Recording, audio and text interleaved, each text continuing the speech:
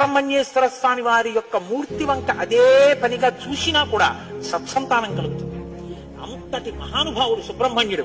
ప్రత్యేకించి ఏ కారణం చేతనైనా గర్భం నిలవక బాధపడుతున్న వాళ్ళు, గర్భిణి అయినప్పటికీ కడుపున ఎటువంటి బిడ్డలు పుడతారో తెలియని వాళ్ళు, వాళ్ళ ఆయుర్దాయం బాగుండాలనుకున్న వాళ్ళు, సంతానం క్షేమంగా వృద్ధిలోకి రావాలనుకున్న వాళ్ళు రామాయణాంతర్గతమైన షణ్ముఖోత్పత్తిని విని తీరాలి.